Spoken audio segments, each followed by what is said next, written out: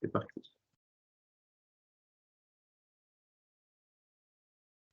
Bonjour à tous, bonjour à toutes et bienvenue à ce webinaire organisé dans le cadre du Salon Go, Salon de la création et reprise d'entreprise, 12e édition. La part des femmes parmi les créateurs d'entreprises représente 30%. Se concentrant sur le développement de leur activité, la rentabilité de leur entreprise, la question de leur protection sociale est souvent renvoyée au second plan. Il s'agit pourtant d'une problématique majeure car nul n'est à l'abri d'une maladie grave ou d'un accident. Alors, comment se garantir un revenu minimal en cas de coup dur? Comment assurer l'avenir de sa famille? Ce sont des questions que vous pouvez vous poser. Femme chef d'entreprise, êtes-vous bien protégée? Nous allons découvrir tout cela ensemble grâce à l'intervention de Madame Karine Mansuy de Acoris Mutuel qui est avec nous et que je remercie vivement. Nous vous invitons bien sûr à poser vos questions via le chat qui est à votre disposition. Vous le trouverez en haut de votre écran. Il s'agit de 2 petites bulles avec un point d'interrogation et nous traiterons bien sûr l'ensemble de vos questions à l'issue de cette présentation. Je vous précise également que cette visioconférence est enregistrée et que vous pourrez la retrouver très prochainement sur les chaînes YouTube de la CCI et de la CMA. Je vais maintenant laisser la parole à Madame Karine Mansuy. Écoutez Karine, c'est à vous.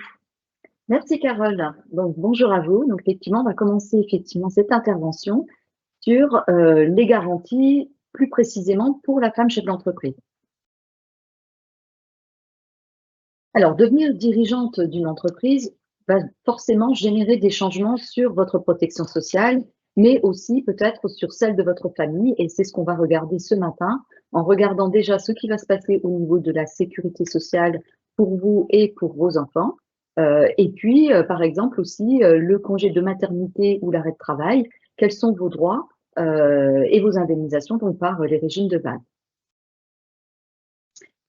Alors, la protection sociale va dépendre du choix de statut que vous allez finalement opter pour la création de votre entreprise et vous allez avoir en fait 2 choix possibles.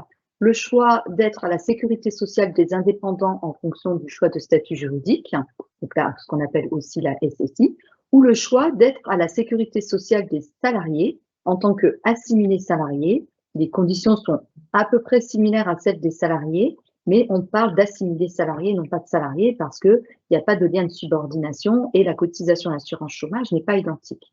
Donc, en fonction des choix de statut juridique, vous allez être soit chez l'un, SSI, soit dans la sécurité sociale des salariés en tant qu'assimilés salariés. Mais votre dossier reste géré par la sécurité sociale où vous étiez, si vous étiez bien salarié dans le privé auparavant. Donc, vous ne changez pas de bureau, mais vous voyez bien qu'il y a 2 caisses, donc forcément, il peut y avoir des différences dans les prestations entre l'une et l'autre de ces 2 caisses. Ça veut dire que votre carte vitale, bien sûr, vous la conservez. Par contre, comme à tout changement de situation, mais pas simplement la création d'entreprise, mais tout changement de situation, il faudra penser à la mettre à jour pour que votre nouvelle sécurité sociale soit bien identifiée sur votre carte de sécurité, votre carte vitale. Votre compte Amélie, par exemple, également, il va rester ouvert à votre nom, bien entendu, avec le même numéro de sécurité sociale, évidemment, et même votre mot de passe ne change pas. Donc, vous avez toujours accès à ce compte Amélie comme c'était le cas avant. Et les modifications de changement, par exemple, de caisse de sécu, sera identifié sur ce compte Amélie. Alors là où il va y avoir des différences, c'est sur les remboursements. Quand je vais être à la sécurité sociale des indépendants, je ne pourrai plus opter pour le régime local Alsace-Moselle. D'ailleurs, ce régime local Alsace-Moselle, finalement, il n'y a pas tant de Mosellans que ça qui l'ont, puisqu'il faut être salarié d'un privé en Alsace ou en Moselle pour pouvoir bénéficier de ce régime local Alsace-Moselle. En passant, je vous informe également que ce régime local, il n'est pas gratuit pour les Mosellans, puisque en fait, ces Mosellans dans le privé, salariés du privé, cotisent depuis leur fiche de paye un 30% de cotisation supplémentaire entre le salaire brut et le salaire net pour pouvoir bénéficier du régime local Alsace-Moselle. Donc, si on se met par exemple en SAS, SASU, qui fait qu'on est un assimilé salarié dans le cadre de sa création d'entreprise, donc on est dans la catégorie verte du tableau, on peut continuer de bénéficier du régime local Alsace-Moselle, mais on le payera un peu comme une complémentaire depuis la fiche de paye à hauteur de 1,30% de sa rémunération. Cependant, donc quand vous regardez les deux, il faut quand même bien connaître le régime général dans lequel pas mal de statuts vont être, comme la micro-entreprise, le URL, l'entreprise individuelle classique ou la SARL pour tout ce qui est gérant majoritaire, collège de gérance majoritaire, vous voyez que les taux de remboursement baissent énormément. Et si on prend le cas de l'hospitalisation, d'un seul coup, on a un taux qui passe de 100% au régime local à 80% pour certaines hospitalisations. Et comme vous voyez le pavé en jaune qui est affiché, une journée d'hospitalisation, c'est-à-dire je rentre et je ressors le lendemain, en moyenne 1600 euros. C'est une somme énorme, heureusement qui est prise en charge par l'assurance maladie pour une part ou pour la totalité si on est à 100%, pour une part seulement si on est à 80%, dont l'affichage de la dépense qui peut rester à votre charge de 320 euros par jour minimum, hein, ça c'est quelque chose de minimum, et d'où l'importance là d'avoir une mutuelle. Mais ça peut être le moment de se poser la question sur ces garanties, parce que forcément, vous imaginez bien que si vous prenez une mutuelle qui va couvrir le régime général et non plus le régime local Alsace-Moselle, bah, le coût de la mutuelle est forcément plus important que si vous avez besoin de couvrir uniquement le régime local, c'est-à-dire les 10% manquants dans la plupart des cas. Forcément, le coût de la mutuelle est moins onéreux. Donc là, il faudra effectivement revoir les contrats dans lesquels vous êtes si vous devenez micro-entrepreneur, entrepreneur individuel, collège de gérance majoritaire ou gérant de SARL, parce que vous basculerez au régime général et donc il faudra adapter le contrat.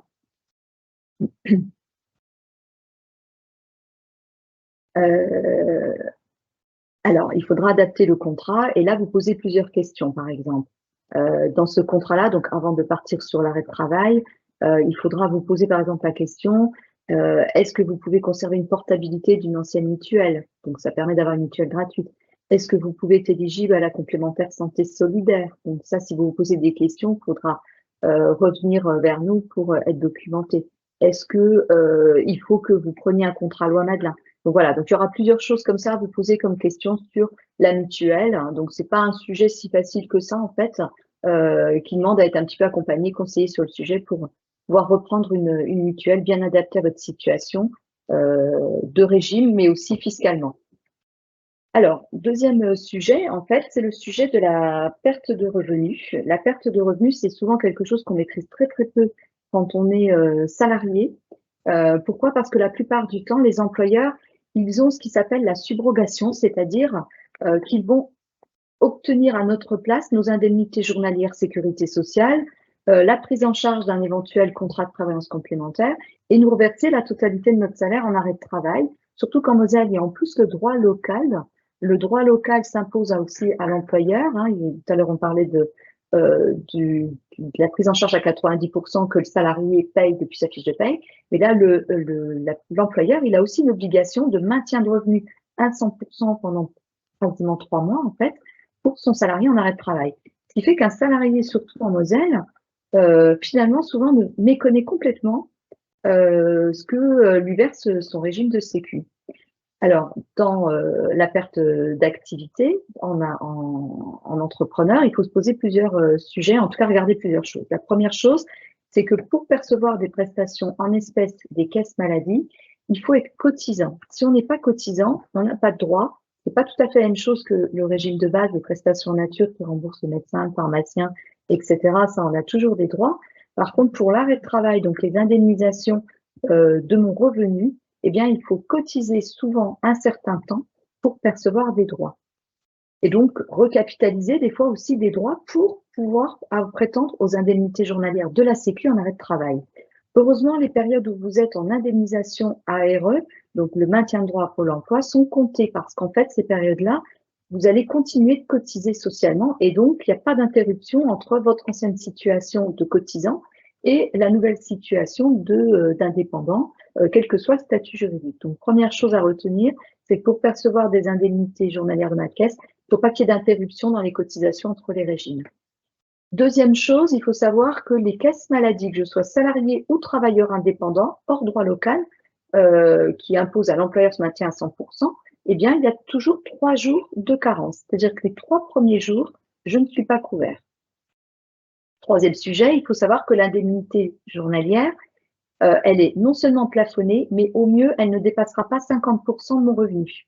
Donc, dans tous les cas, je vais toujours perdre 50% de mon revenu si je ne mets pas en place une protection complémentaire comme je sais le faire en mutuelle. Et bien là, il faut le faire pour garantir 100% de mon revenu et non pas ne percevoir que 50% par les régimes de base. Et en plus, l'indemnité journalière étant plafonnée, et ben pour certains, ça sera même moins que 50% de leurs revenus, puisqu'ils vont peut-être avoir des revenus qui sont au-delà du plafond Sécu. Et en cas d'invalidité, même sujet, en fait, mes rentes vont être plafonnées. Je ne vais percevoir au mieux que 50% de mon revenu. Le plafond, là, vous voyez, qui s'affiche à 21 996 € par an. Je ne peux pas dépasser ce montant-là, sauf si c'est un accident du travail, une maladie professionnelle ou qu'il y a nécessité d'une tierce personne. Et donc, du coup, je vais être aussi avec une perte de revenus subie parce que les régimes de base n'ont pas vocation, quoi qu'il en soit, pour n'importe quelle garantie, à assurer 100% des risques. Donc, pour compléter, je vais devoir me poser des questions en tout cas, pour compléter ce sujet, je vais avoir plusieurs choses. La première chose, c'est qu'il faut savoir qu'à la sécurité sociale des indépendants hors micro-entrepreneurs, mon indemnité, j'ai toujours une indemnité minimale qui va être de 24,11 €. Pourquoi? Parce que c'est le seul régime à la sécurité sociale hors micro où je verse des cotisations sociales minimales, même si je ne me rémunère pas. Du coup, j'ai toujours des droits sociaux, et notamment en arrêt de travail, 24,11 €. En micro, si mon revenu fiscal de référence, il est calculé après un abattement fiscal de charge. Donc, on part du chiffre d'affaires et on calcule un revenu fiscal de référence. S'il est inférieur à 4 113,60 €, et bien là, je perçois 0 indemnité journalière en cas d'arrêt de travail. D'où l'importance encore plus là d'avoir un contrat de prévoyance complémentaire que j'aurais signé avec une mutuelle ou une compagnie d'assurance. À la sécurité sociale des indépendants, comme je l'ai dit, les indemnités journalières sont plafonnées. Donc, dans tous les cas, elle ne pourra jamais dépasser plus de 60,26 € par jour. Du côté des assimilés salariés,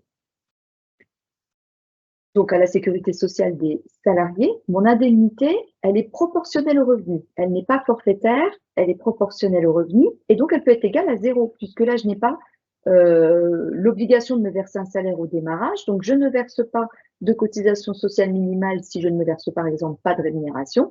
Et donc, mon indemnité journalière en cas d'arrêt de travail, elle peut être égale à 0 et après, elle va être proportionnelle à mon revenu. Mais elle est plafonnée également et donc, elle sera plafonnée au maximum à 51,70 € par jour.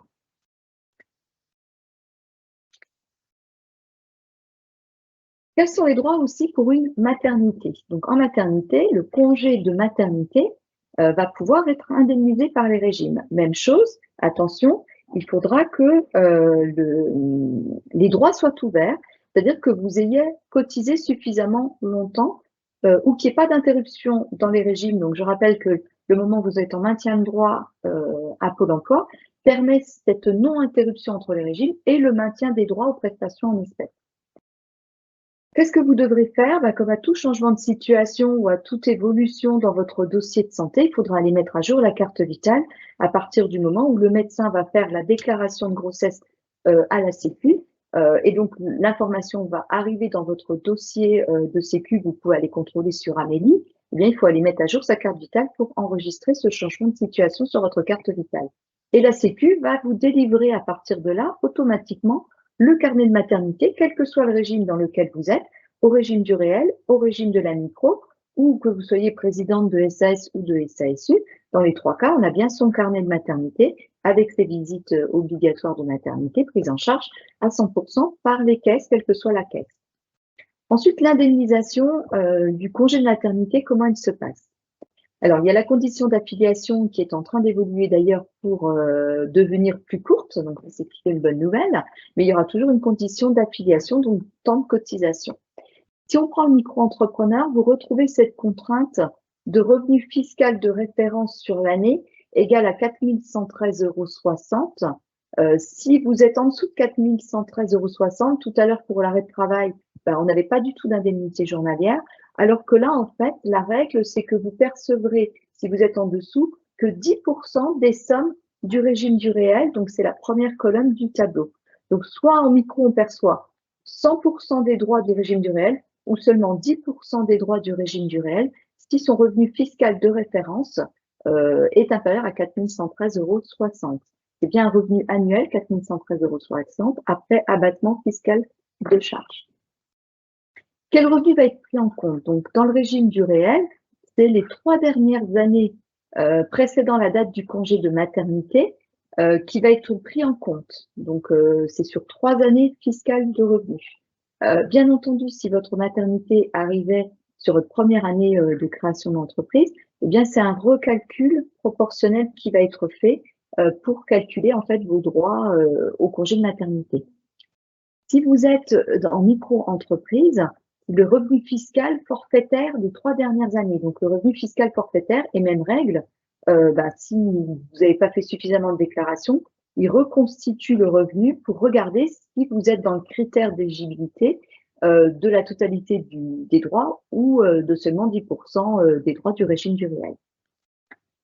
Là, on va avoir 2 types d'indemnisation. Le premier type d'indemnisation pour le TNS au régime du réel ou le micro-entrepreneur, c'est une allocation de repos maternel. Ça, elle n'existe pas du tout chez les salariés, donc elle ne peut pas exister chez une présidente de SAS-SASU.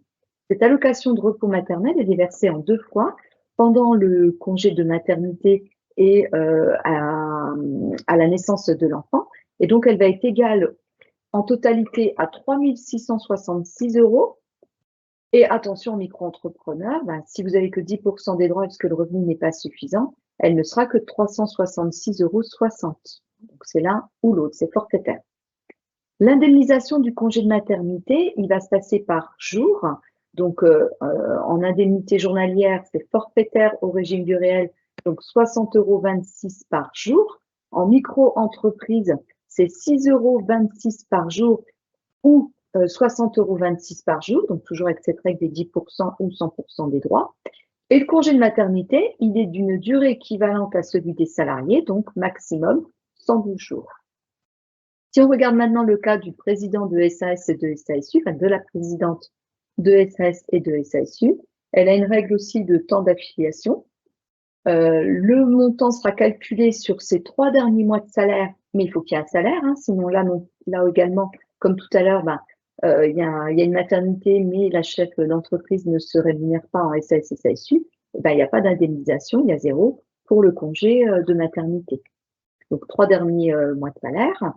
L'allocation de repos maternel, elle n'existe pas chez la femme chef d'entreprise en présidente de SAS et SASU. Son indemnisation d'indemnité journalière, c'est 95,22 € maxi par jour. Ça veut dire que c'est proportionnel au revenu. Là, c'est plus du forfaitaire. Donc, on n'est pas forcé de les toucher. Et le congé de maternité, il est de 112 jours également. Petit raccrochage entre le régime du réel et la présidente de SAS, qu'on ait bien compris. Je ne me rémunère pas en SAS et SASU. Je perçois 0 en congé de maternité.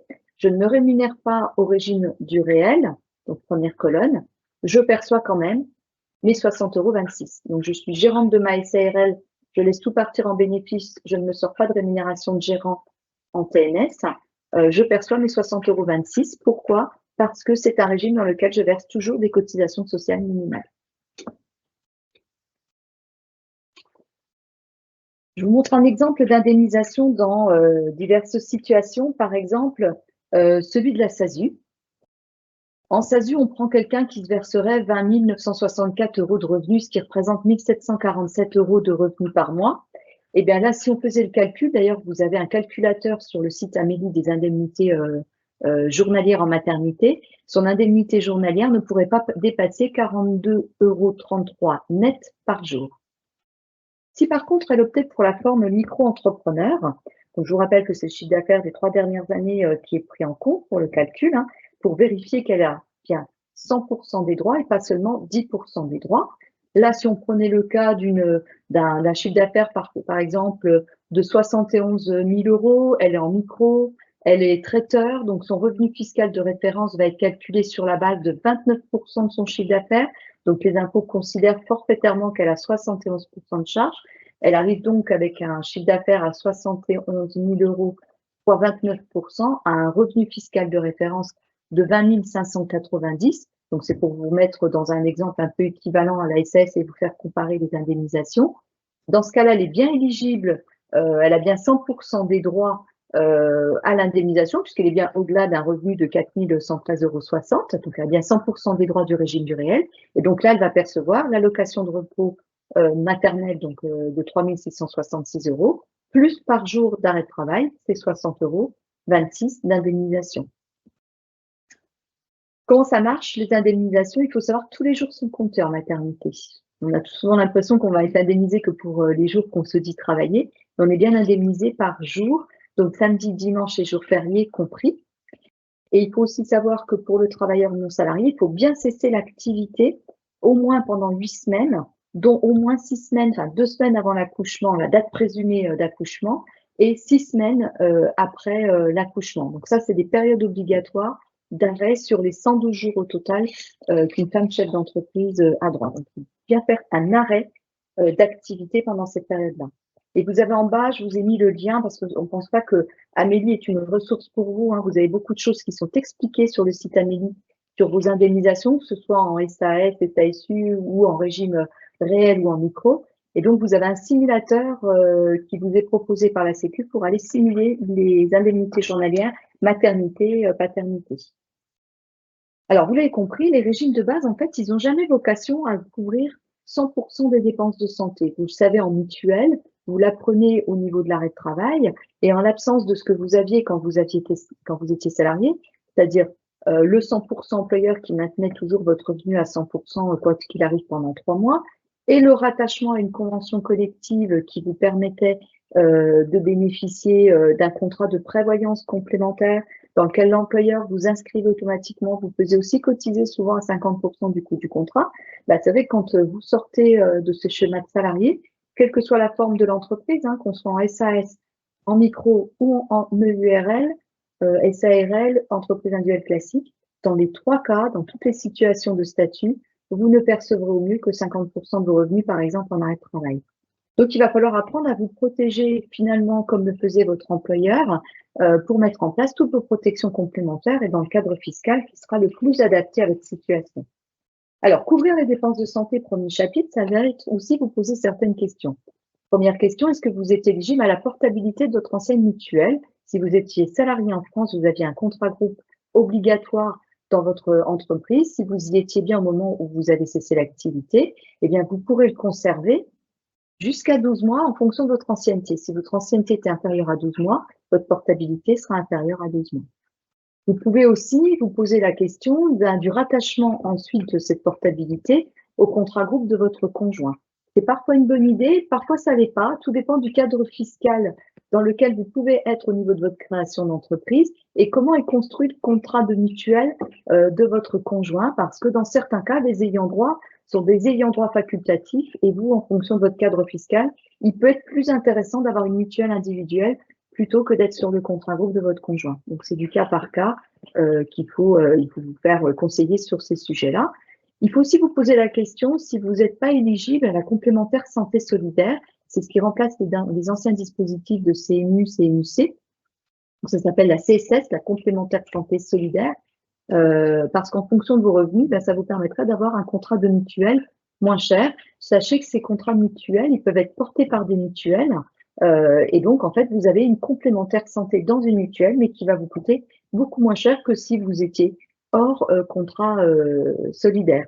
Par contre, bien entendu, c'est pas réservé à tout le monde, ça dépend effectivement de vos revenus et c'est pour les personnes qui ont des difficultés financières, bien entendu. Si vous prenez une mutuelle individuelle, des fois on me pose la question en disant j'ai déjà une mutuelle en individuel, par exemple j'étais salarié au Luxembourg, j'avais ma mutuelle individuelle donc j'avais pas de contrat groupe par mon employeur, est-ce que je peux la conserver? Là ça dépend aussi du cadre juridique dans lequel vous êtes au niveau de votre création d'entreprise. Il peut être judicieux de faire des contrats par exemple loi Madelin ou d'aller mettre en place une mutuelle sur votre fiche de paye si vous êtes en SAS et SASU pour récupérer de la défiscalisation de contrat, c'est-à-dire défiscaliser le coût de votre mutuelle de votre revenu imposable annuel. Donc voilà, c'est toutes les questions en fait qu'il faut se poser, qu'on vous pose quand vous nous rendez visite pour évaluer ce qui sera le mieux pour vous en termes de coût de mutuelle et de cadre fiscal. Alors regardons un cas pratique. On prend donc une chef d'entreprise, Madame Pain-d'Épices, qui est traiteur, et puis elle se retrouve sans mutuelle. Si elle opte pour la micro-entreprise, elle basculera au régime général. Elle ne pourra pas conserver, même en Moselle, le régime local Alsace-Moselle. Donc là, forcément, il faudra qu'elle adapte son contrat ainsi que celui de ses ayants droit, parce que forcément, sa mutuelle au régime local pourra plus être adaptée à sa nouvelle situation au régime général. Si elle opte pour l'EURL, par exemple, elle bascule aussi au régime général, elle ne peut pas conserver le régime local Alsace-Moselle. Donc là aussi, il faudra qu'elle adapte son contrat, sa cotisation notamment, mais surtout qu'elle aille chercher un contrat loi Madelin qui lui permettra de déduire le coût du contrat de ses revenus imposables. D'ailleurs, je reviens sur une bêtise que j'ai dit, en micro-entreprise, il n'y a pas de déduction fiscale au réel possible. Si elle choisit la SASU, donc qu'elle est en SAS, en présidente de sa entreprise, le plus intéressant, ce sera d'aligner sa mutuelle sur la convention collective en vigueur. Donc, je vous ai mis par exemple à côté une petite image de mutuelle pour cafetiers, hôteliers, restaurateurs, parce que les traiteurs. Ça pourrait être aussi de faire un contrat. En tout cas, l'idée, c'est d'aller faire un contrat depuis sa fiche de paye pour aussi avoir une cotisation déductible entre le salaire brut et le salaire net, donc déductible de ses revenus imposables. Elle pourra conserver le régime local Alsace-Moselle, mais je vous rappelle que le régime local Alsace-Moselle lui coûtera déjà, avant de faire une mutuelle complémentaire, 1,30% de cotisation sur sa fiche de paye sur le salaire brut. Alors, on va regarder aussi comment on peut couvrir la perte de revenus subie en arrêt de travail. Et ça peut être important aussi dans le cadre de la maternité parce que le congé de maternité couvre la période de maternité, donc 112 jours maximum. Mais si vous étiez alité avant cette période de congé de maternité, par exemple, eh bien, c'est l'indemnité journalière Sécu qui couvre. Et attention, elle n'est que de 50% au mieux du revenu est plafonné. Et donc, là, c'est le contrat de prévoyance complémentaire que vous aurez souscrit qui va permettre de bien percevoir 100% de son revenu. Et puis après, ça peut être tout autre arrêt de travail, accident, maladie, hospitalisation. Mais sur le congé de maternité, en tout cas sur une maternité plutôt, il peut être aussi utile en amont du congé de maternité ou après le congé de maternité.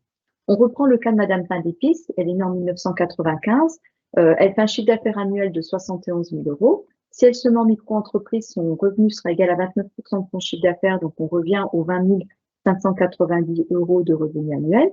Si elle opte pour le URL ou la SASU, elle a décidé de se verser un revenu annuel de 20 000 euros. C'est pareil, c'est pour vous mettre en correspondance des choses et que vous puissiez comparer un petit peu aussi les choix de statut, puisque la protection sociale va être aussi à intégrer dans vos choix de statut juridique.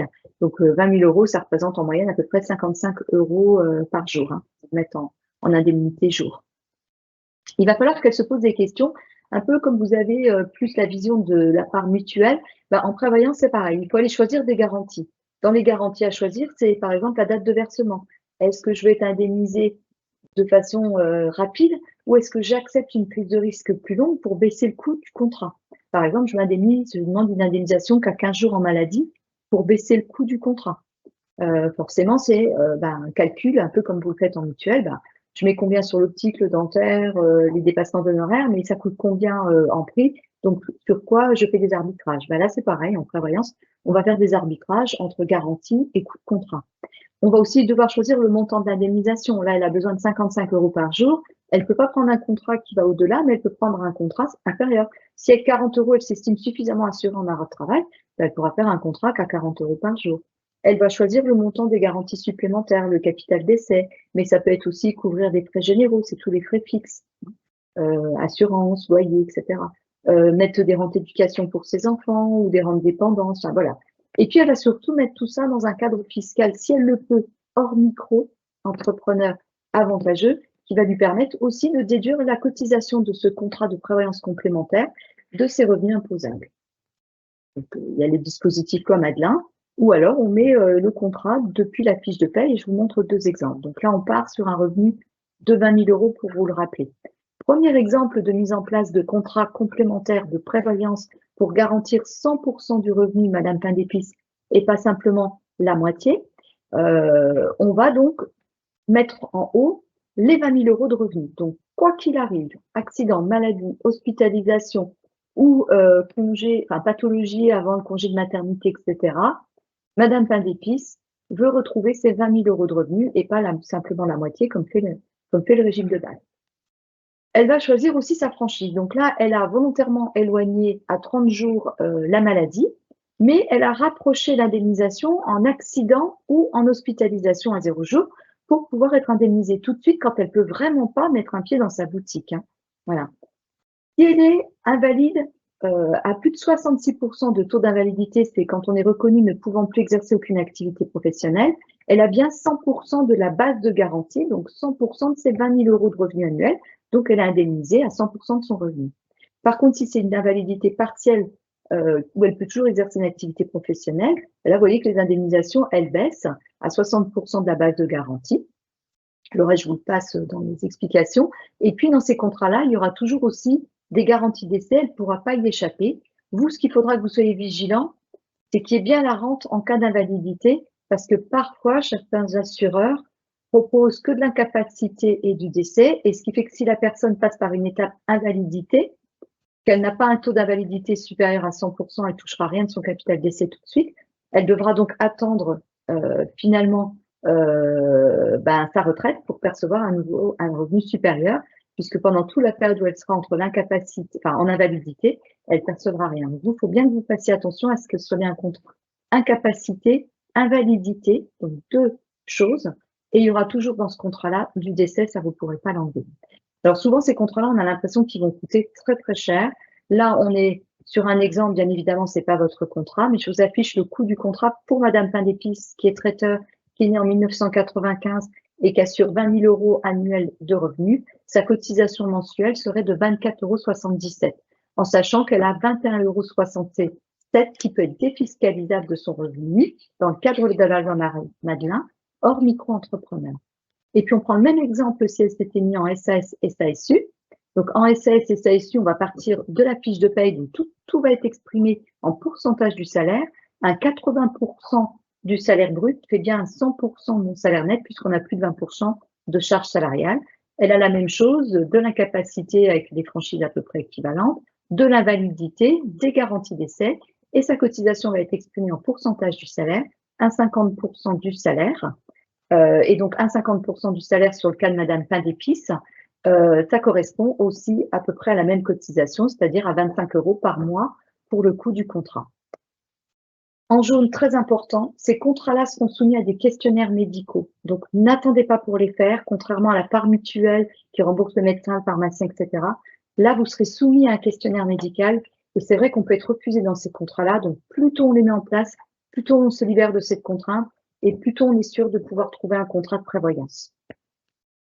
Voilà, vous l'aurez compris, c'est des sujets qui sont quand même assez complexes à expliquer en 30 minutes parce qu'en plus, il y a plusieurs catégories, plusieurs statuts. Ce que je vous propose, c'est déjà de venir me rencontrer sur le salon puisque je serai présente demain toute la journée sur le salon pour vous aider, vous recevoir. Je peux aussi vous accompagner ensuite individuellement. Je tiens des permanences sociales à la Chambre de commerce une fois par mois, donc vous pouvez aussi demander un rendez-vous permanence sociale à la Chambre de commerce. Mais sinon, vous avez mes coordonnées. On peut aussi échanger plus longuement par téléphone ou se rencontrer si c'est nécessaire et que votre dossier demande un petit peu plus d'informations. Voilà, donc maintenant on va passer aux réponses de questions avec Carole Cuisinier de la Chambre de commerce. Carole. Karine, en tout cas, merci beaucoup pour cette belle et claire présentation. Mesdames, j'espère que vous avez eu l'ensemble des informations que vous souhaitiez. Je vous invite tout de même à poser des questions à Karine puisqu'elle est à votre disposition ce matin pour répondre à vos questions sur cette fameuse protection sociale pour les femmes chefs d'entreprise. Alors, on a eu une question de Delphine, mais qui nous dit que tout compte fait, vous avez répondu à sa question, mais on va quand même la poser parce que peut-être que d'autres personnes, hormis Delphine, seraient peut-être intéressées par cette réponse.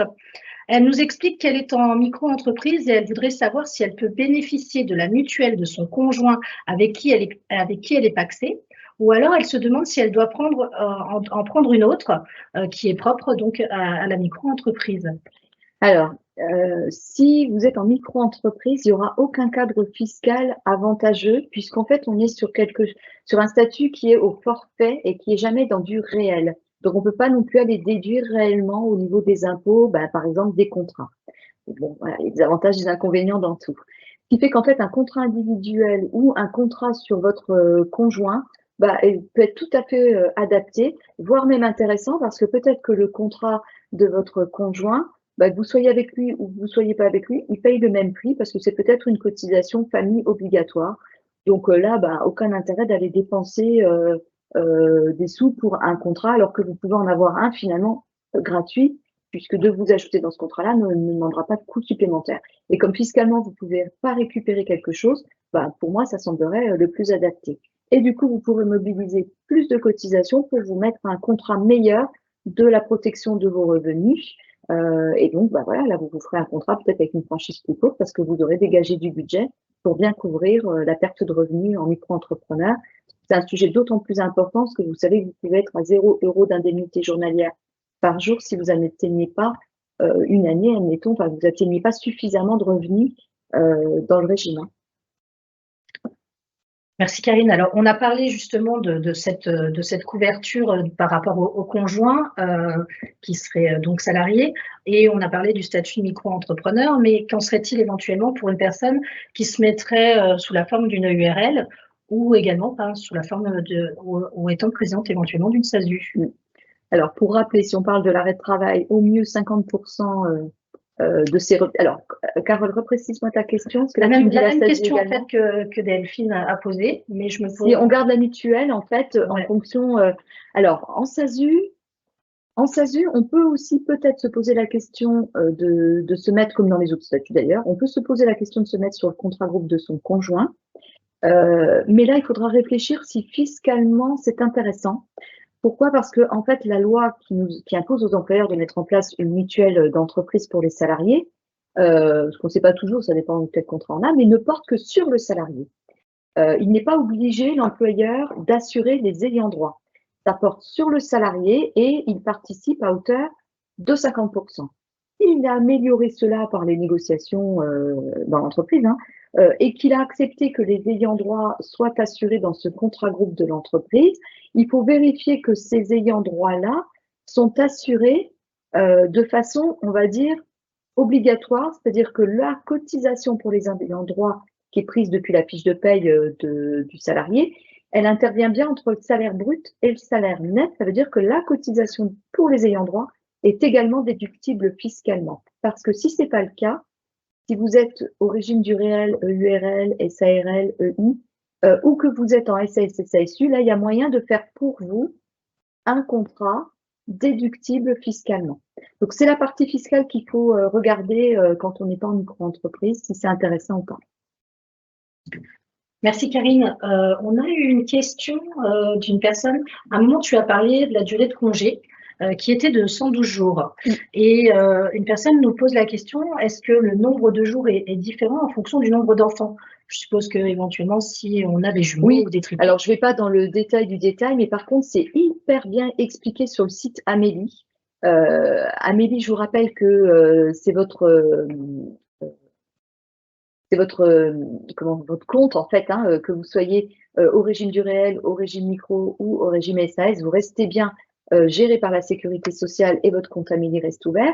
Et avant d'aller voir ces remboursements, il faut savoir que vous avez une ligne d'information sur le site Amélie et que vous avez toutes les conditions du congé de maternité qui sont détaillées avec le simulateur en plus pour aller simuler toutes ces indemnités. Donc oui, il y a des cas particuliers, notamment quand il y a plusieurs enfants, notamment à l'arrivée du 3e enfant, ça permet des allongements de durée de congé de maternité. Mais c'est aussi variable en fonction des statuts, ces conditions-là, même si les durées de congé de maternité dans les deux cas sont de 112 jours. Donc, je vous invite à aller consulter le site Amélie et si vous ne trouvez pas les infos, revenez vers moi, bien entendu. Je vous montrerai où ça se trouve sur le site.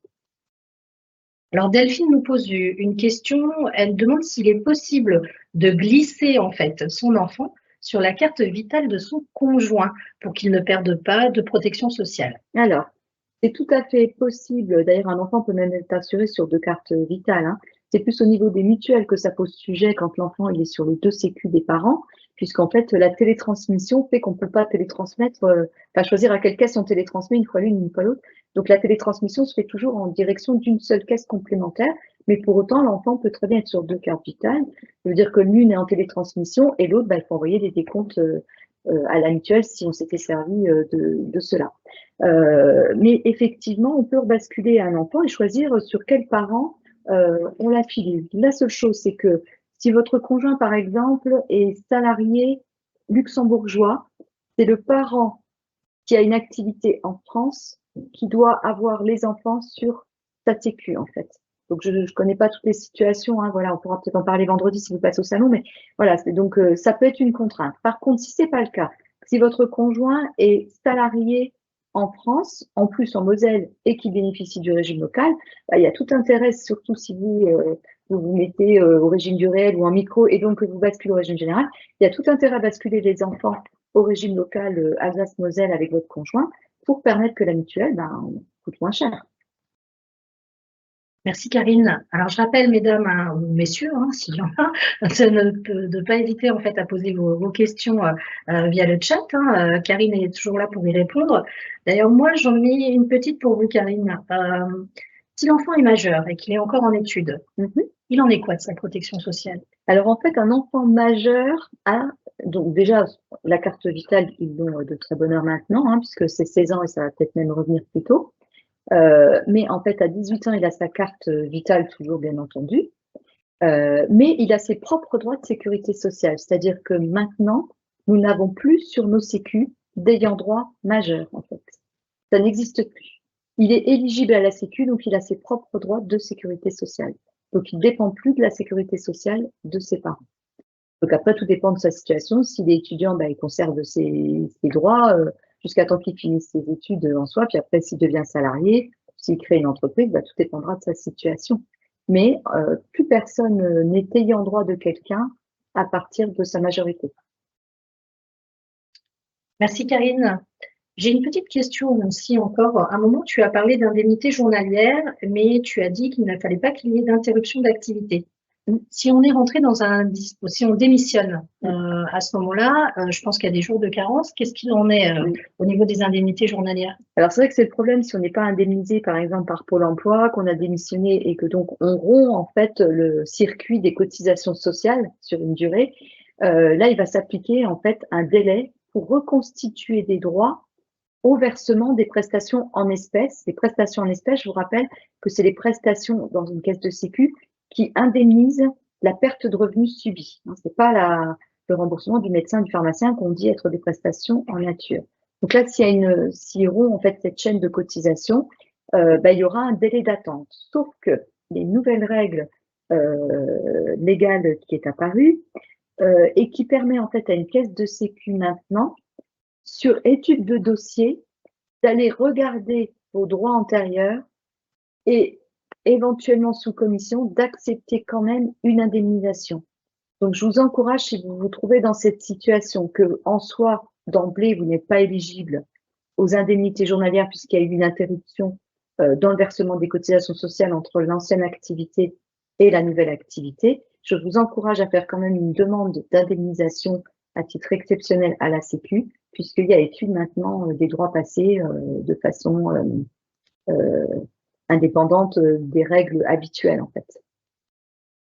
Merci Karine. Toujours sur la question des indemnités journalières, on nous pose une question, on nous demande quel est le revenu annuel minimum en micro-entreprise qui permet justement d'avoir des indemnités. Eh bien, c'est ces fameux 4 113,60 €, quelle que soit la nature de votre activité. Ce 4 113,60 €, c'est du revenu fiscal de référence. Ça veut dire qu'il est calculé après un abattement fiscal de charges depuis votre chiffre d'affaires. Si vous êtes dans une activité de fabrication, traiteur, hôtellerie, restauration par exemple, le revenu fiscal de référence sera calculé sur la base de 29% de votre chiffre d'affaires. C'est-à-dire que les impôts considèrent que vous avez 71% de charges. Et donc, c'est ces 29% de chiffre d'affaires qui vont servir pour calculer si vous êtes ou pas au-dessus des 4 113,60 € annuels. Si vous êtes dans une activité de prestation de service, le calcul se fera sur 50% de votre chiffre d'affaires. Et si vous êtes sur un métier de profession libérale, là, le calcul se fera sur 64% de votre chiffre d'affaires. Donc voilà, il y a un calcul à chaque fois qui est fait du revenu fiscal de référence, puisque la seule chose que vous déclarez, c'est le chiffre d'affaires. Et donc, le calcul va se faire en fonction de votre chiffre d'affaires après abattement fiscal de charges. excusez-moi, c'est à force de répéter, j'ai fait une petite erreur, c'est 66% du chiffre d'affaires pour la profession libérale. Donc, il a 34% de charges forfaitaires constatées par les impôts. Voilà. Et donc, en fonction de ce résultat de revenu fiscal calculé forfaitairement de référence, bah, si vous êtes au-dessus de 4 113,60 €, ça déclenche des droits aux indemnités journalières et ça déclenche 100% des droits au congé de maternité ou de paternité, si jamais il y avait quand même des messieurs qui regardaient la conférence ce matin. Merci beaucoup, Karine. Merci. Eh bien, mesdames, voilà, nous arrivons au terme de ce webinaire. Vous l'aurez compris, la protection sociale, c'est quand même quelque chose de crucial pour vous, femmes chefs d'entreprise. Donc merci encore à Karine pour cette belle et claire présentation. Merci, on voit c'est pas toujours si simple, donc prenez bien le temps de réfléchir à cette fameuse protection sociale en fonction donc de votre situation, de votre statut juridique, etc. Et puis bien sûr, n'hésitez pas à venir rencontrer Karine qui se trouvera demain sur le Salon Go, le salon de la création et reprise d'entreprise, qui est ouvert donc de 9 h à 17 h. Comme je vous l'ai dit, donc nous arrivons au terme de ce webinaire. On vous remercie aussi également pour votre participation active, mesdames. Et puis, bien sûr, vous pourrez retrouver cette visioconférence sur les chaînes YouTube de la CCI et de la CMA. Assistez encore à de nombreuses visioconférences. La journée ne fait que commencer. Et puis, bien sûr, venez rencontrer l'ensemble des intervenants en présentiel, donc le 24, donc demain, dans les locaux de la Chambre des métiers. Vous y retrouverez Karine, mais également d'autres intervenants. Et puis, si vous voulez rejeter un petit coup d'œil, n'hésitez pas à aller sur www.salon-go.fr pour retrouver le programme qui est disponible. Et puis nous, il nous reste à vous souhaiter en fait une excellente continuité dans votre projet. La CCI et la CMA sont à vos côtés pour aller plus loin dans cette activité. Et puis, on vous souhaite aussi également un très bon salon. Au revoir. Au revoir.